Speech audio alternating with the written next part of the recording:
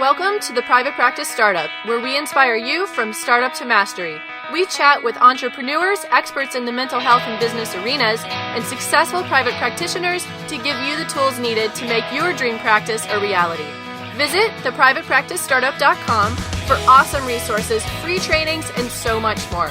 Here are your hosts, Dr. Kate Campbell and Katie Lemieux. Hey there, Startup Nation. Welcome back to another episode of the Private Practice Startup Podcast. So usually I say I'm here with my co-host, business partner, amazing friend, Dr. Kate Campbell, but unfortunately she is not feeling well. So because when you're a partnership, you guys can take on and support each other. So I said, you know what? You need to go take care of yourself. So she is doing a little self-care, but that doesn't stop us. She's here in spirit. So today we are talking with our friend, colleague, and local therapist here, Amanda Patterson. Hey, Amanda. Hi. Hi, everybody out there listening. We're super excited to have Amanda. Amanda's actually coming back for another podcast episode, and she's talking about something that she's really passionate about and really helping other therapists. She's talking about how to create a business plan for your private practice. So we're going to jump into all of that shortly. But if you're a brand new listener to us, we wanted to say welcome officially to Startup Nation. You are now part of our family. And we have a special gift for you, our A to Z cheat sheet, essentials for building and growing your dream practice. We want you to grab that so you can head over to our website, privatepracticestartup.com. Look for the resources tab, and there you'll see the A to Z cheat sheet. Go ahead and download that, and that is yours. And it's a great guideline and toolkit to really identify all the things that you need to build and grow your dream practice. And also, we would love for you to hang out with us. Find us on Facebook at theprivatepracticestartup.com. Or actually, just look for the Private Practice Startup, and we'll go ahead and approve you to be in our community of thousands of therapists across the globe, really supporting each other and building and growing their dream practices. But before we get started into everything, we wanted to thank our sponsor, Brighter Vision. And actually, Amanda, you use Brighter Vision, correct? I actually do use Brighter Vision. I have two websites from them. Actually, I have one for my individual practice, and then I have one for my group practice. And what's been your experience using Brighter Vision? So I love Brighter Vision. I generally recommend them to everybody because I think that they are so awesome. And what's been really helpful is that they will do a lot of the SEO for you. And that's something that's really important for therapists. We're beginning to talk about that so much more. I'm seeing in Facebook groups how people are really seeing how SEO is important in terms of marketing and getting new clients. And they help with that whole process. They'll set up your SEO for you, and it's really super user-friendly to go in the back end and spruce that up as well. They've done a lot for me, but I've also gone back and done my own, and they use a plugin, and it's really great. And so I strongly recommend them. Anybody who needs a website and wants to come up on the first page of Google to use them. Awesome. That was really cool. And they are very responsive. Their websites are user-friendly, mobile-friendly. Perry and his team are really awesome there. So we actually want to have you get a free month. So what you would do is just head over to our website, privatepracticestartup.com. Head over to that resources tab again, and you'll find the must-have resources that we recommend. And you will find a link right there to Brighter Vision. You could go ahead and complete that, and you'll actually get a free month compliments of Brighter Vision. So thank you to Perry and his team. And let's begin to jump into today's podcast. So, Amanda, what led you into the business you're in now? So I'm going to actually talk about, last podcast, I talked about why I wanted to be a therapist. And today I'm actually going to talk about why I'm passionate about business planning and how that really relates to being a therapist and a private practice owner.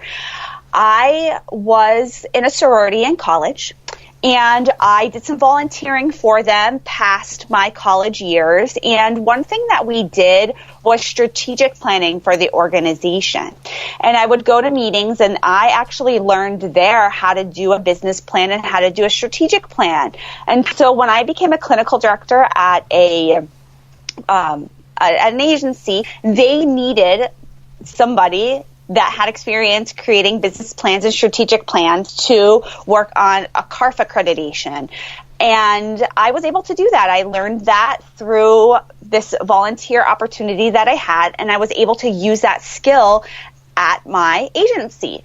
And so when I went into private practice, I already knew how to create business plans from the agency work, from the sorority, that I had already had all of that skill set. And so when I opened up my private practice, I'll be honest, I didn't have a business plan initially.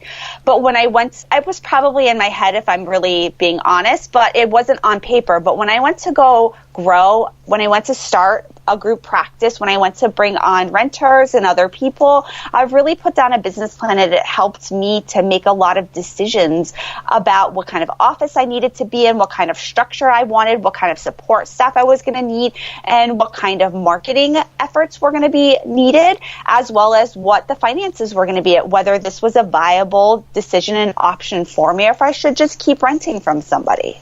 And Amanda, as you talk, I actually remember when there was a time that we kept seeing each other at so many networking events. And I remember when you first launched Caring Therapist of Broward.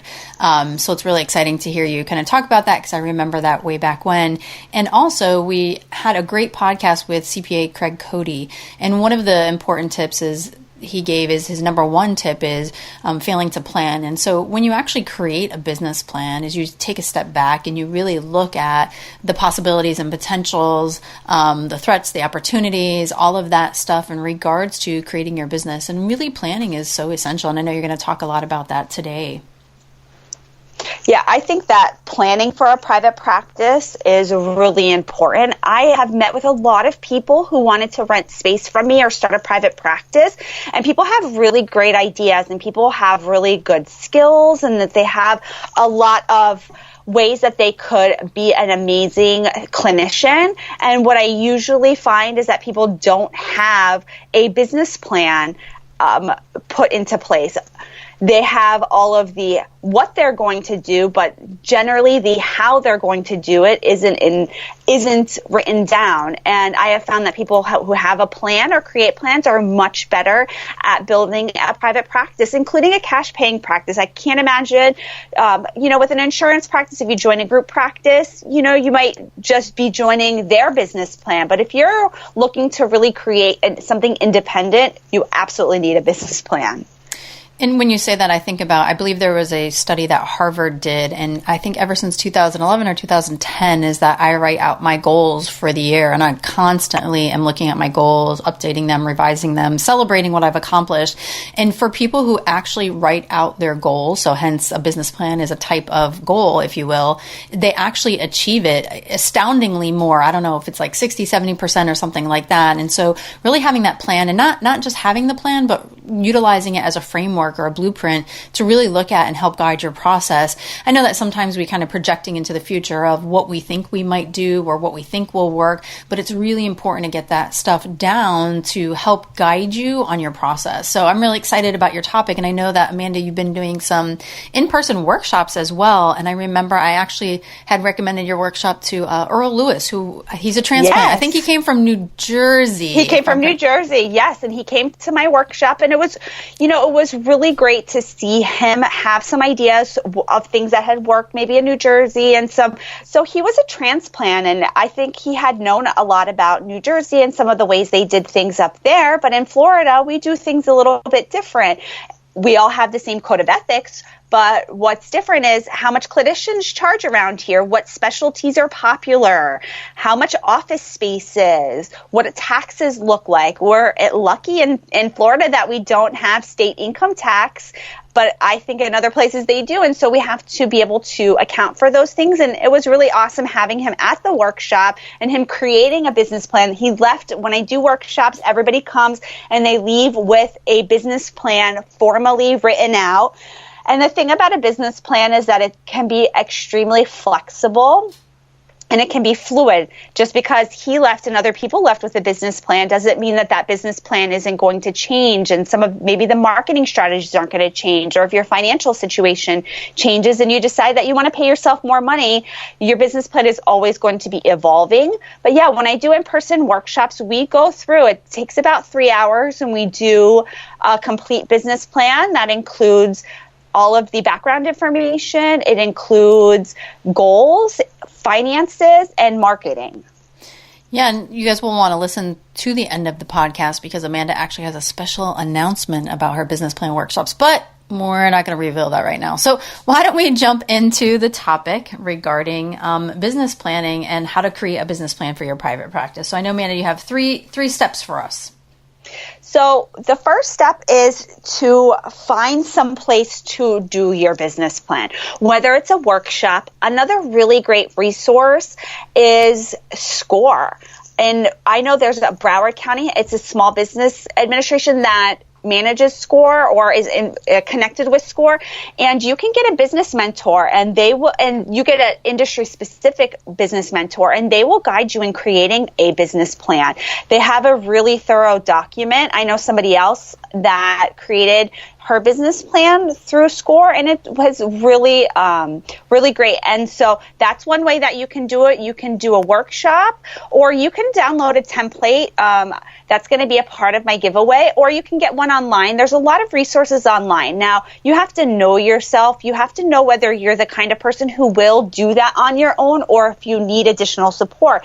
A lot of private practice coaches will do a business plan with you, and that's really great if you need that kind of support. Some people need that level of accountability, and I think that's why a lot of people like coming to the business planning workshops, because they know that they're going to actually leave with the business plan completed. It's not like they downloaded the business plan and it's going to sit there. Right. And you're right. How many times have we all downloaded things or printed off things and we put it off and we put it off? But if you go to a workshop or work with a business coach, they will hold you accountable, just like we hold our clients accountable to completing their treatment plans. A business coach is going to hold you accountable to completing your business plan. You know, one of the things I invested in this year, so I'm constantly investing in personal and professional development, and I invested in a program through Success Resources called the Quantum Leap program. And I remember them talking about, to really be successful in whatever it is that you do, there's a 3-2-1 formula. So you should have three different coaches during the course of the time, 2 mentors. And so the difference that they make, or the differentiation they make between coach and a mentor. So coach is really someone who's going to help hold you accountable, and a mentor is someone who has actually done what it is you're desiring doing. And then 1 mastermind. So that's really important. So, you know, if you're thinking about private practice, or you're thinking about growing your private practice, is whether it's reaching out to Amanda about business plans or hiring a coach and or mentor, it's really essential to growing your practice the way that you want to. Yeah. And, you know, it's interesting that you say that, because I'm looking at changing a little bit of my business plan for 2018. And I actually just scheduled, I'm in a pre-consulting session with Joe Sanok. Actually, I've been following him for many years, and I was thinking about doing some coaching myself. And I'm like, I've been following him. Why wouldn't I go with him? And that is going to help me. Even though I do business planning myself, I do workshops myself, I hold other people accountable, I know that I need that layer of accountability. I need somebody who's going to ask me, did you do what you said you were going to do? Did you have you reviewed your financials? Have you talked to your renters? Have you hired an independent contractor? All of these things that kind of left to my own volition, I may or may not do it. And knowing myself, I probably will eventually do it, and I'll do some things much quicker than other things. But if I have somebody watching over me, I know that I'm going to be doing those much faster. And there's some type of magic that occurs, right, when someone holds us accountable, and it's almost like we don't want to let them down, or we don't want to have to go to them and with all of our 20 different excuses of why we didn't do what we said we were going to do. Yep, that's. I know my clients get there. I had somebody even mention to me yesterday, they're like, I don't know what's happening in these therapy sessions, but just coming and knowing that I have to report back to you is putting me into action. And I love that, because that is essentially what a consulting relationship looks like. It's what a therapeutic relationship looks like. And so I think you asked me, like, what makes me passionate about doing business planning, because it's so similar to the process of therapy and having a treatment plan and really making changes and growing. So true. I say that all the time. It's amazing how many skills as therapists we have that we can apply to business. And I think sometimes we get stuck in our own box, in our own context, and we don't think we apply those to business. But you're right. Treatment planning is the same thing as business planning or goal planning, and building rapport. That's needed for sales and marketing. It's just it's similar. We just need to understand how to kind of place it in a proper context. So, Amanda, share with us another tip you have in regards to successful business planning. So I think another tip is being realistic, but dreaming big. So we have to be realistic as therapists. I'm pretty honest with everybody. I don't know a lot of therapists making $1 million. So if you're going to be a therapist, I think that there are some out there that are making, 7 figures. But when you do your business plan, and if you're going to be opening up a small group practice, you have to be realistic to know what those figures are going to look like. But if you want to be a millionaire, you want to bring in 7 figures, then I want you to dream big and I want you to dream outside of the box. So I think therapists who are making in the 7 figures, they have large group practices. They write books. They do large scale workshops. They're doing things on a national level versus a regional level. So I think when we do business planning, we have to be realistic in what we want to do and what our skill set is and how to do those things. But I also encourage people to dream big and to go out there and begin the steps to get to that big goal that they have.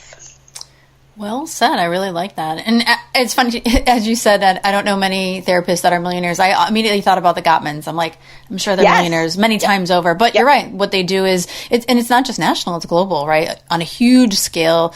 John being the psychologist, his wife being, I think, LCSW, and they've created obviously the whole model and program and TV workshops. Actually, the Gottmans just created their Gottman Card Deck app, which is awesome. So if you're a clinician and you work with couples or any couples that you know, it's really cool. There's 14 card decks now, so they've added, I think, 5 or 6 more. So that's really cool. So go ahead, Amanda. Yeah, I was going to say, my third tip is to be very flexible. I know I already mentioned that, but to be very flexible with the business plan and to review it on a regular basis, because things are going to change, or you're going to find roadblocks in places that maybe you didn't foresee happening. Maybe you thought that, like for instance, when I initially opened up Caring Therapists at Broward, I had 2 offices. That was a part of the plan. Everything was written out, what that was going to look like. And within 6 months, we needed to grow. We needed to add a 3rd office. And so now we have a 3rd office. And I've been very open when I interview people that if I need to rent a 4th office space, I'm willing to rent a 4th office space if it makes financial sense and it makes sense in line with my business plan. And so that business plan is really flexible. And when I did my initial one, when I did my finances, I did 3 tiers. I can't remember exactly what I called it, but I think the first one was like break even. Like I needed to make X amount of money every month to break even.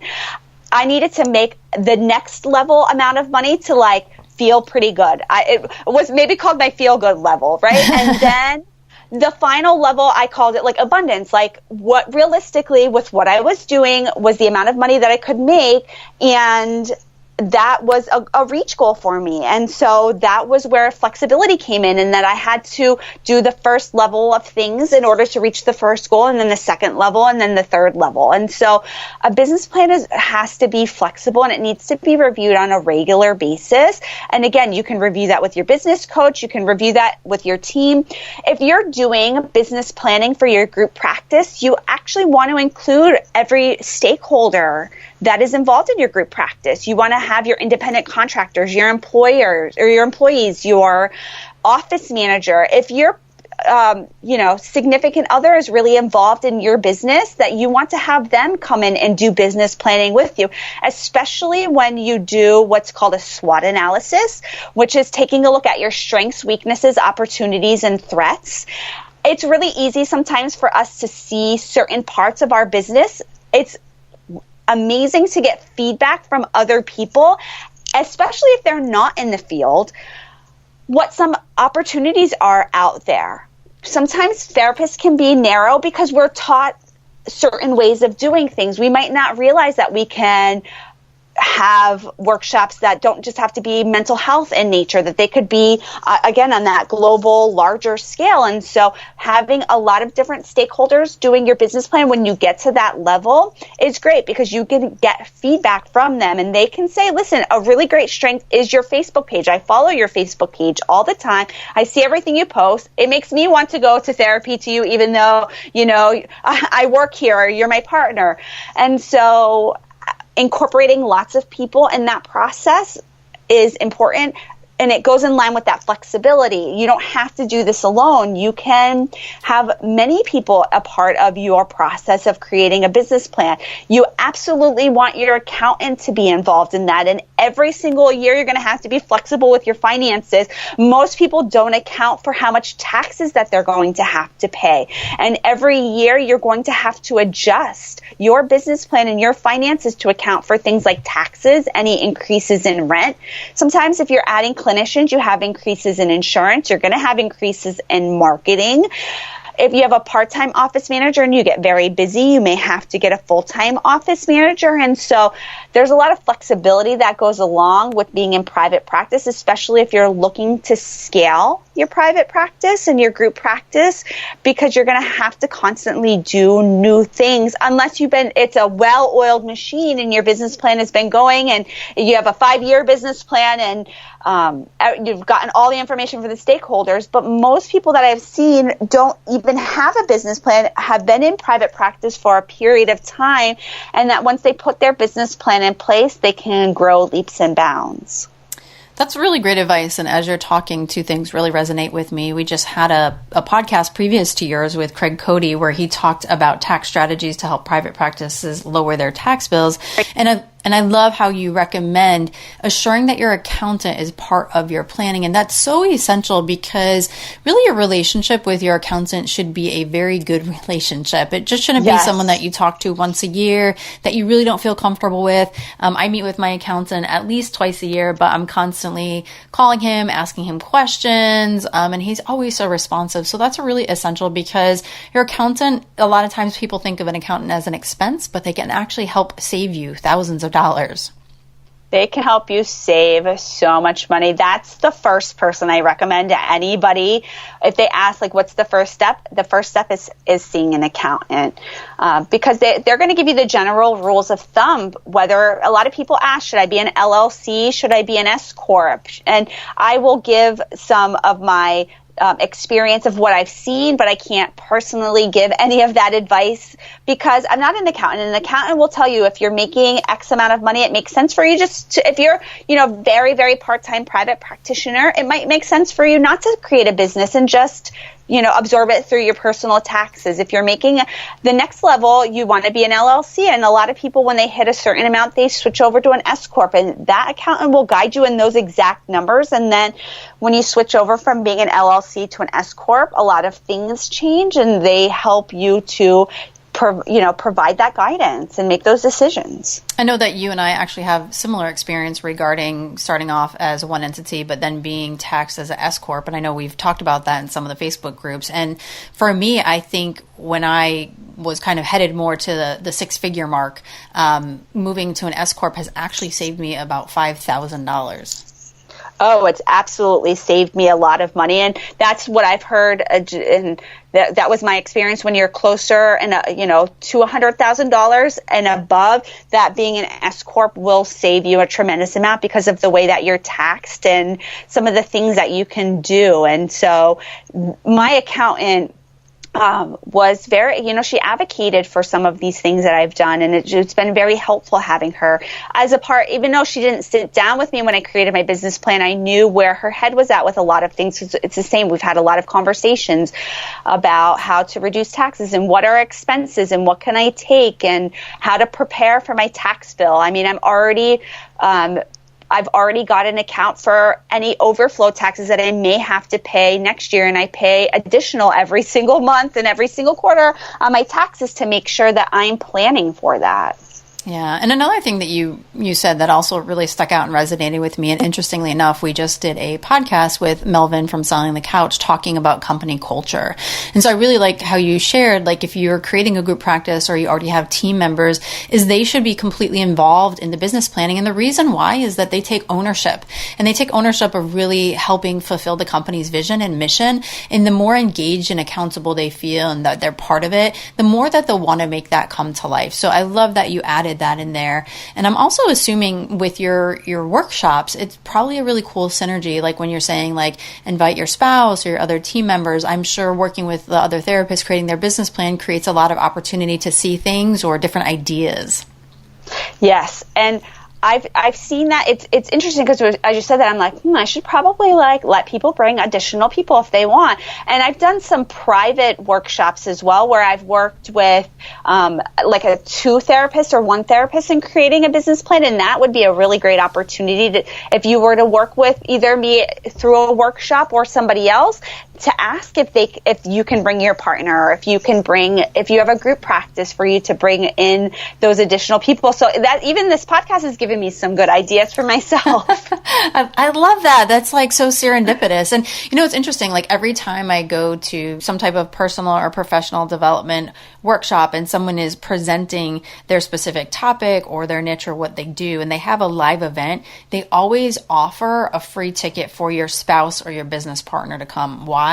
Because either your business partner or your spouse is one of your biggest cheerleaders, and sometimes they can be the make or break for the success in your business. And that's really important to engage them. And I think that's cool. Like, if like what you're saying, Amanda, is you having ideas, it's so cool. Like bring your spouse as part of the business planning. And the other cool thing too is sometimes our spouses or our partners are a little bit far removed from what we're doing, and it's an opportunity for them to get involved, but also see what we're doing and have them be a part of that. It's funny because this past Saturday night, I was sort of feeling under the weather, and so was my partner, who happens to be a psychologist. And so we were just doing some work and doing some different things. And I had shared with him one thing that is a long-term goal for me is to do yoga teacher training. I really want to do that, but I also want to move my business forward. And so we actually took a look at Joe's website and a yoga teacher training website. We looked at the costs of both, how long it would take, what the commitment would be, and what the return on investment was. And that's why I decided to move forward with doing more consulting, because I wanted to move my business forward. So even though, it wasn't formal, I didn't say, hey, I'm going to pull out my business plan right now. But that is a part of business planning. That's a part of the next stages and the next steps that I'm going to take and other people are going to take. Having my partner say, like, hey, look, I think you doing yoga teacher training would be awesome and it would be great for you personally. But if you're looking really to do what you say you want to do and you need that additional support, then doing this consulting is going to make more sense for you. And it was really great to have that support and have that open communication. Very cool story. So, Amanda, what do you want to assure that our listeners take away from your message today? So I want for everybody to have a business plan for your private practice. I know. And so a part of that is that I have a free giveaway for everybody. Can I share that now? Is this the time to share? Yeah, and so what we'll do is we'll actually put the link right onto our show notes page so you guys can easily access that. And so if you want the giveaway, go over to the privatepracticestartup.com and head over to the podcast tab and find Amanda's podcast, and there will be the link right there. So what is the giveaway? So the giveaway is a worksheet for a 5-minute business plan. It has all of the essential components that you need to create a business plan. It's 2 pages, and I name it the 5-minute business plan because I don't want us as therapists to overthink our business plan. I want you to get something on paper and to use this as your starting off point. It doesn't have to be perfect. It doesn't have to have every little I dotted and T crossed, but it will give you an idea. It goes through your business goals, your mission statement, your SWOT analysis, long-term and short-term goals. It goes through some finances very briefly, like how much do you charge? How much do you want to make every month? How much do you want to make every year? Marketing, I gave you some ideas on some ways that you could market and ask you how often you're going to do those things or how you're going to do those things. And then you summarize it up, and you can literally complete this within 5 minutes, and then you'll have your first business plan for your private practice. And then, of course, if they really want us to do a deep dive into business planning, you have some workshops that you do here locally. And what we were alluding to earlier is you are thinking about... I am going to create a course for business planning that you can do fully online. I'm local in Pembroke Pines. I've done workshops in Dade, Broward, and Palm Beach. But I've had a lot of people requesting information on how to create a business plan that live in Texas, in New York, and Utah, and a variety of places. And so I want to make sure that everybody gets to create a business plan and have some accountability. So I'm looking at creating a 4-week workshop. The first week you would put down all of your mission, your goals, your initial big things that you write for your business plan. And then the next week we would look into creating a SWOT analysis and long-term and short-term goals. I would do a week on finances and how to set fees and expenses, and then a week on marketing. And I'm actually going to ask my social media manager, her name is Liz, to do a video and share some of her insights on what she knows about. She mostly does Facebook, she does my blog, she does my newsletter, and some of the insights that she has found she's been doing my social media now for at least about 3 years, and she's really great at it, and I want to provide that resource to everybody.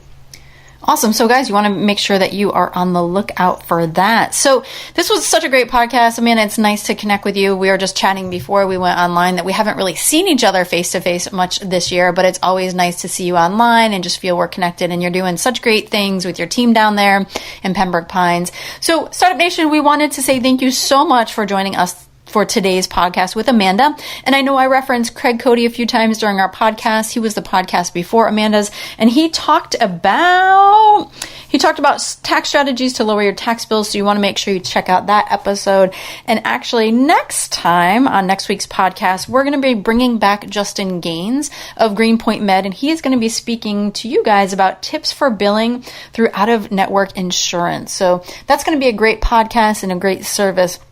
Startup Nation, make sure you check out today's show notes on our website, privatepracticestartup.com. You head over to that podcast tab, and there you'll see all the tips, resources, and giveaways and links from today's show. And if you really like this podcast, we want to know about it. Go ahead and head over to iTunes and give us a review. We would greatly appreciate that. Most importantly, have an awesome and amazing day, and thank you for allowing us to continue to inspire you from startup to mastery. Thanks for joining us on The Private Practice Startup. Visit theprivatepracticestartup.com for awesome resources, free trainings, attorney-approved private practice paperwork, and so much more.